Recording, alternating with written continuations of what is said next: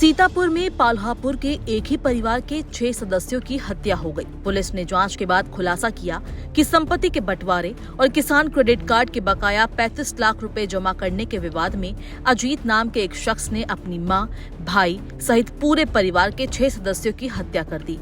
10 मई की रात पाल्हापुर गांव में अनुराग, उनकी मां सावित्री देवी, पत्नी प्रियंका, बेटी आश्वी और आरना और बेटे आद्विक की हत्या कर दी गई। मृतका प्रियंका के भाई अंकित सिंह ने अब सवाल उठाया है कि पूरे परिवार हत्या में अजीत के अलावा अन्य लोग भी शामिल होंगे। उनको पकड़कर कार्रवाई की जानी चाहिए। पूरे घटनाक्रम से आईजी लखनऊ रेंज तरुण गाबा ने मीडिया को अवगत कराया। आइए सुनते हैं क्या है ये पूरा मामला। देखिए, दिनांक 10-11 की रात्रि में थाना रामपुर मथुरा क्षेत्र में ये एक बहुत जघन्य अपराध की घटना घटित हुई थी, जिसमें एक ही परिवार के 6 लोगों की हत्या की गई थी। इसमें जो मृतक एक अनुराग था, उसके भाई द्वारा, जो कि घटनास्थल पे मौजूद था, उसके द्वारा अपने आप को एक चश्मदीद गुहा के रूप में प्रस्तुत किया गया और बताया गया कि अनुराग ने परिवार के 5 लोगों की हत्या करने के उपरांत स्वयं आत्महत्या कर ली है। उसके बाद जब और साक्ष्य हमारे सामने आए पुलिस के, तो उसमें ये साबित हुआ कि उसके द्वारा पुलिस को गुमराह किया जा रहा है और वास्तविकता ये थी कि कोई आत्महत्या की घटना घटित नहीं हुई थी और अनुराग को भी मारा गया था।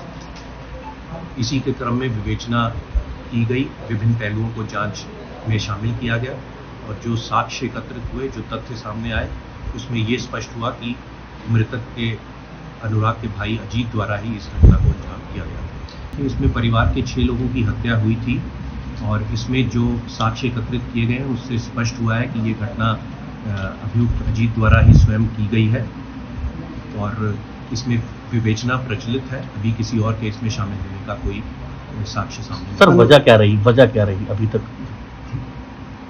जो अभियुक्त अजीत है, वो अपने आप को अपने भाई से, भाभी से प्रताड़ित महसूस करता था। वो समझता था कि वो लोग इसके साथ बेईमानी कर रहे हैं। कुछ पैसे और ज़मीन के बारे में पूर्व में भी आपस में वाद विवाद हुआ था।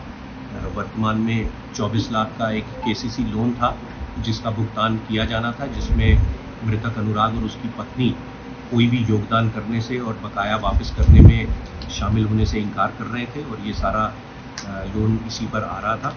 इन्हीं चीज़ों से ये शुद्ध होकर इसके द्वारा ये घटना कार्य करना सामने आया। अनुराग का साला लगातार कह रहा है कि अकेले अजीत सिंह ये नहीं कर सकते हैं, और भी कई लोगों के शामिल होने की बात है, तो उनकी बातें कहाँ तक जाएंगी? देखिए, जो अभी तक साक्ष्य संकलित हुए हैं, जो टेक्निकल एनालिसिस भी किया गया है, जो अन्य लोग, जो चाहे अभियुक्त के रिश्तेदार हों, उसके जानने वाले हों या फिर जो पड़ोस में रहने वाले हों, इन सब लोगों के भी लोकेशन, CDR एनालिसिस और पूछताछ की गई है।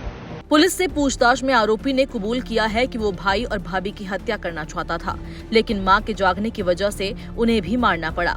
3 बच्चों को कमरे में ले जाकर अजीत ने समझाने की कोशिश की कि पिता ने मां और दादी की हत्या कर दी है और उसके बाद खुद आत्महत्या कर ली, मगर बच्चे चिल्लाने लगे तो बाद में उन्हें भी मार दिया। अजीत ने ये भी बताया कि 11 मई की रात उसने खिचड़ी में नींद की गोलियां मिलाकर रख दी थी ताकि खाना खाने के बाद परिवार वाले सो जाएं और हत्या करने में किसी को शक भी न हो। लेकिन उस रात सभी बाहर से खाना खाकर आ गए, फिर भी अजीत ने अपना इरादा नहीं बदला।